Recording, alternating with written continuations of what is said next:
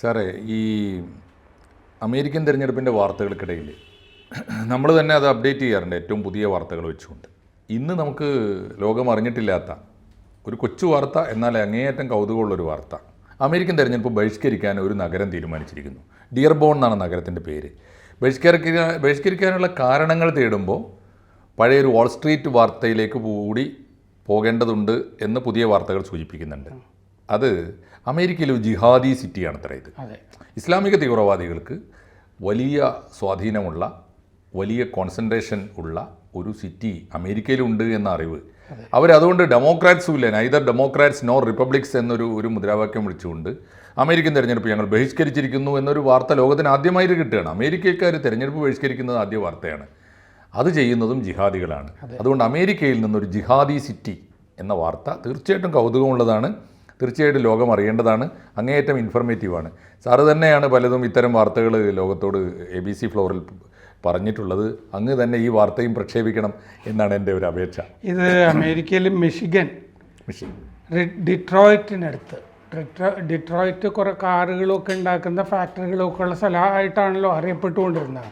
ഡിട്രോയിറ്റിനടുത്തുള്ള ചെറിയ നഗരമാണ് ഡിയർബോൺ. DEARBORN, ഡിയർബോൺ. ആ നഗരത്തിൽ ആണ് അമേരിക്കയിലെ ഏറ്റവും വലിയ മുസ്ലിം സമൂഹം ഉള്ളത്.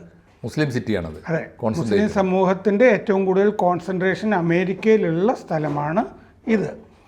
ഇപ്പോഴും അവിടെ ഹമാസ് പ്രക്ഷോഭങ്ങൾ നടക്കുന്നുണ്ട്.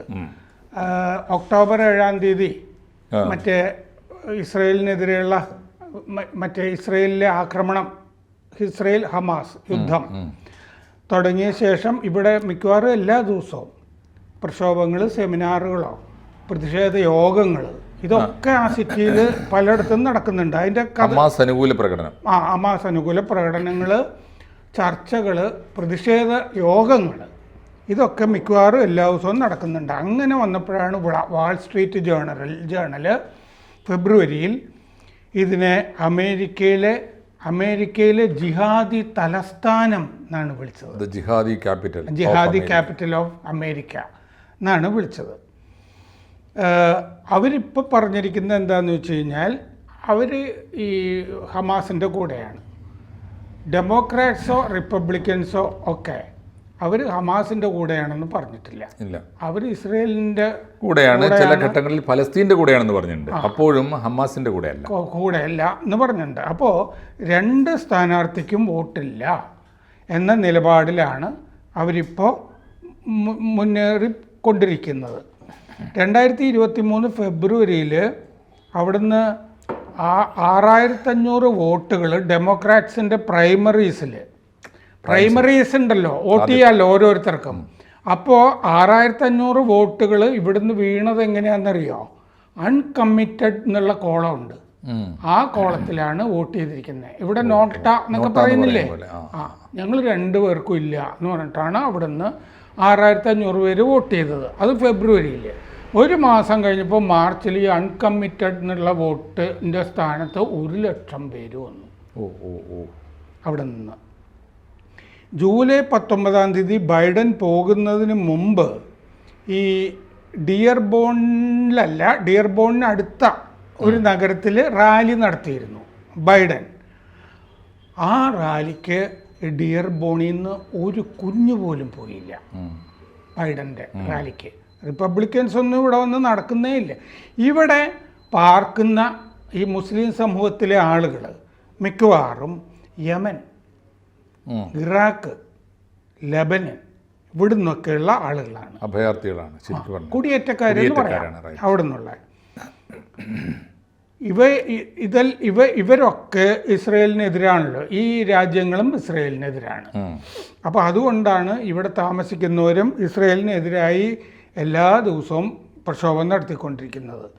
അമേരിക്ക പറഞ്ഞിട്ടാണ് ഇസ്രയേൽ ഹമാസിനെതിരെ ആക്രമണം നടത്തിയത് എന്ന് ഇവർ വിശ്വസിക്കുന്നു. ഇപ്പോൾ അവിടുത്തെ മേയർ മുസ്ലിമാണ്. അപ്പോൾ പിന്നെ നഗരം എങ്ങനെ പോകണം എന്നുള്ളതും അങ്ങനെയാണല്ലോ തീരുമാനിക്കുക. അബ്ദുള്ള ഹമ്മൂദ് എന്നാണ് മേയറിൻ്റെ പേര്. മേയറിൻ്റെ പ്രതികരണം, പലസ്തീൻ രാഷ്ട്രത്തിന് വേണ്ടി ഞങ്ങൾ നിലകൊള്ളുന്നു. ഇസ്രയേൽ ഈ ഭൂപടത്തിൽ തന്നെ ആവശ്യമില്ല, അതിനെ തുടച്ച് നീക്കണം. ഏപ്രിലിലെ പ്രക്ഷോഭത്തിൽ അവിടെ ഈ കഴിഞ്ഞ ഏപ്രിലിൽ നടന്ന പ്രക്ഷോഭത്തിൽ വലിയ ബാനറുകൾ ഉണ്ടായിരുന്നു. ഡെത്ത് ടു US തൊലയട്ടെ, ഡെത്ത് ടു ഇസ്രയേൽ തൊലയട്ടെ എന്ന് പറഞ്ഞിട്ടുള്ള ബാനറുകൾ ഉയർത്തിയിരുന്നു.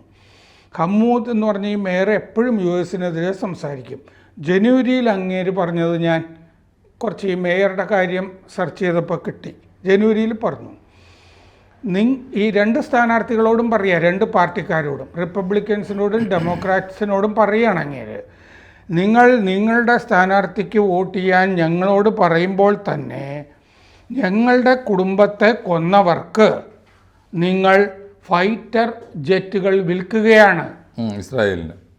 ഇസ്രയേലിന് അമേരിക്ക ഫൈറ്റർ ജെറ്റ് ഒരു കരാറുണ്ടായ സമയത്താണ് അങ്ങേര് പറയുന്നത് വിൽക്കാനായിട്ട്.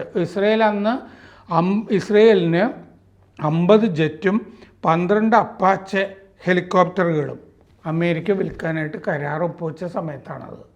അപ്പോൾ ഹമാസിനെ ആക്രമിക്കാനുള്ള ആയുധങ്ങൾ ഒക്കെ കൊടുക്കുന്നത് അമേരിക്കയാണെന്നും കൂടി പറയുകയാണ്. ജെറ്റുകളും വിറ്റു, ഹെലികോപ്റ്ററുകളും വിറ്റു എന്ന്. ട്രംപിന് വെടിയേറ്റപ്പോൾ ഈ മേയറുടെ പ്രതികരണം അക്രമം ഒന്നിനും പരിഹാരമല്ല എന്നായിരുന്നു. അതിന് രണ്ടർത്ഥമുണ്ടല്ലോ. ഇസ്രയേലിൻ്റെ അക്രമം പലസ്തീൻ പ്രശ്നത്തിനും പരിഹാരമല്ല എന്നും കൂടി അർത്ഥം വരുമല്ലോ അതിന്. അക്രമം ഒന്നിനും പരിഹാരമല്ല. ഒക്ടോബർ 7 ഇവർ ഇസ്രയേലാണ് ഉത്തരവാദി എന്ന് ഇവിടെ പ്രക്ഷോഭകാരികൾ പറഞ്ഞിരുന്നു. അവിടുത്തെ പട്ടാളത്തിൻ്റെ ഒക്യുപ്പേഷൻ, അധിനിവേശം, അത് അനധികൃതമാണ്, നിയമവിരുദ്ധമാണെന്ന് പറഞ്ഞിരുന്നു. നിങ്ങൾ ഗാസയെ ഓപ്പൺ എയർ പ്രിസൺ ആക്കിയിരിക്കുകയാണ്, ഒരു തുറന്ന ജയിൽ, തടവറയാക്കിയിരിക്കുകയാണ് ഇസ്രയേൽ എന്നും ഇവർ പറഞ്ഞിരുന്നു. ഇവിടുന്നുള്ള ഒരു അബാൻഡൻ ബൈഡൻ എന്ന് പറഞ്ഞൊരു ക്യാമ്പയിൻ ഈ പ്രദേശത്തെ മുസ്ലിങ്ങൾ ഉണ്ടാക്കിയിരുന്നു. Abandon Biden.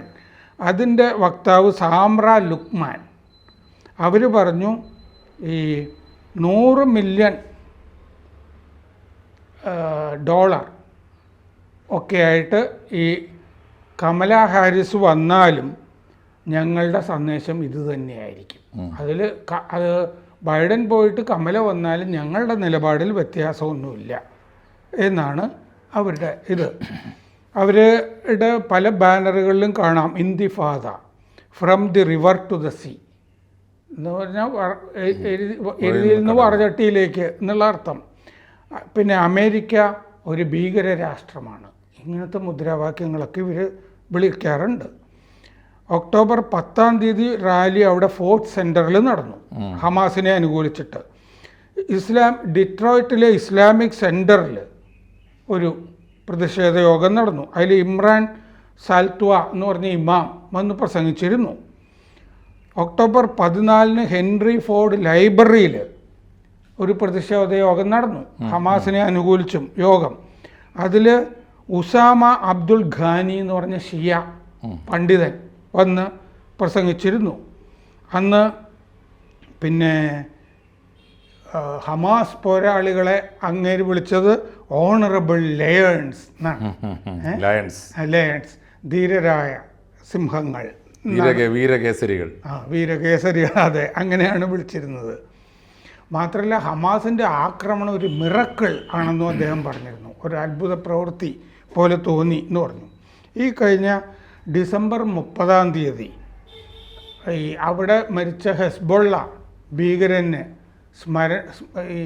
ഉപചാരം അർപ്പിച്ചുകൊണ്ട് ഒരു യോഗം നടത്തിയിരുന്നു മരിച്ച.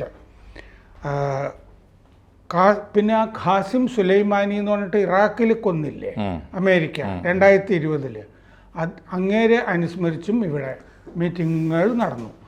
മീറ്റിങ്ങുകൾ ധാരാളം നടന്നതിൻ്റെ ചരിത്രം നമുക്ക് വായിക്കാൻ പറ്റും. ഇങ്ങനെ ഒരു നഗരം അമേരിക്കയിൽ ഉണ്ട് എന്നുള്ളത്. കൂട്ടത്തിൽ എനിക്ക് തോന്നുന്നു നേരത്തെ ഞാൻ വായിച്ചത് അമേരിക്കൻ സെനറ്റിൽ ഒരു ഫലസ്തീനിയൻ ലേഡി മെമ്പറായിട്ടുണ്ട്.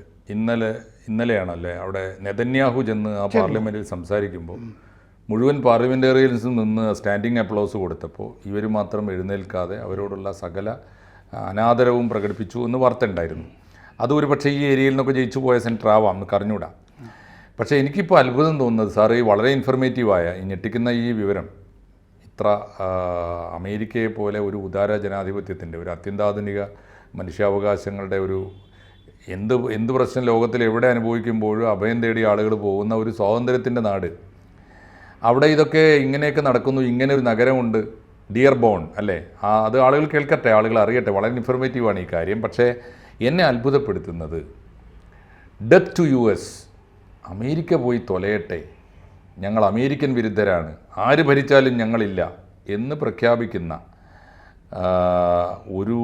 ഒരു നാടിനെ, ഒരു നഗരത്തെ അല്ലെങ്കിൽ ഒരു പ്രദേശത്തെ ആയിരക്കണക്കിന് ആളുകളെ ഈ അമേരിക്ക യാതൊരു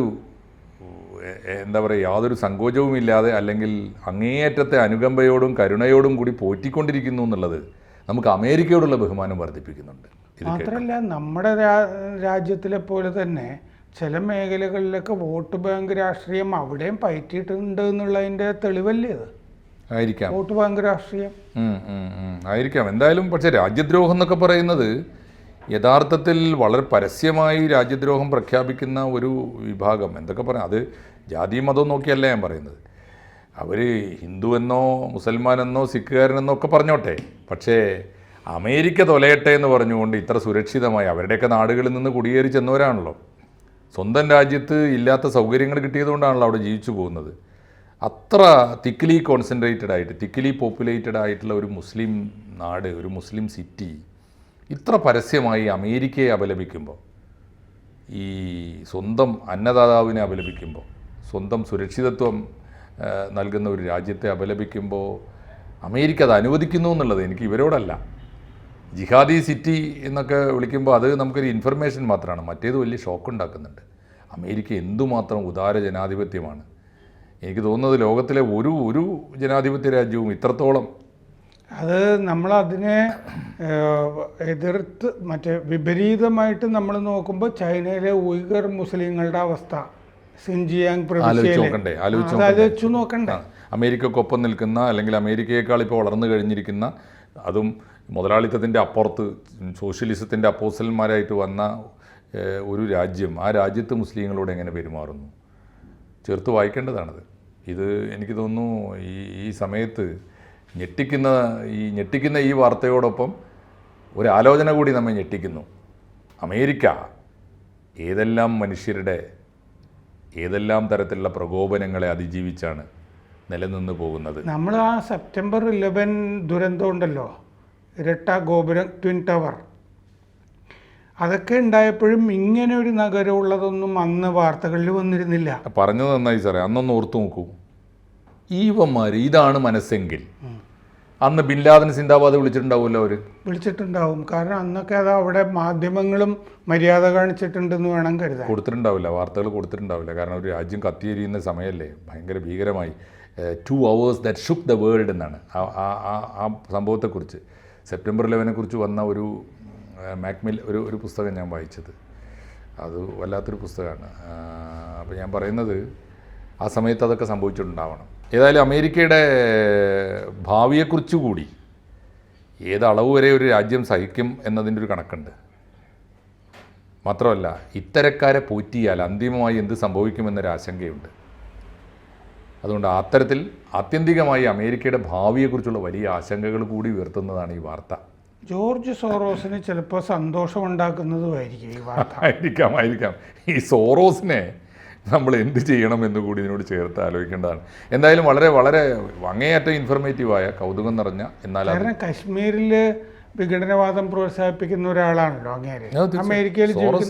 മാത്രമല്ല അങ്ങ് പറഞ്ഞ ഈ വലിയ ജനാധിപത്യവും സ്വാതന്ത്ര്യവും ഉണ്ടല്ലോ അമേരിക്കയുടെ, അതുകൊണ്ടല്ലേ അവിടെ ഈ ഹംഗറിയിൽ നിന്ന് വന്ന ജോർജ് സോറോസിനെ പൊറപ്പിച്ചും കൊണ്ടിരിക്കുന്നത്. തീർച്ചയായിട്ടും അതാണ് അമേരിക്കയുടെ ഒരു മഹത്വം എന്നാണ് എനിക്ക് തോന്നുന്നത്. ആ മഹത്വം നീണാൾ വാഴട്ടെ എന്ന് ആശംസിക്കാനേ നമുക്കിപ്പോൾ കഴിയും. നന്ദി സർ. കൂടുതൽ വാർത്തകളും വിശേഷങ്ങളും നിങ്ങളിലേക്ക് എത്താൻ ABC മലയാളം സബ്സ്ക്രൈബ് ചെയ്യുക, ബെൽബട്ടനും അമർത്തുക.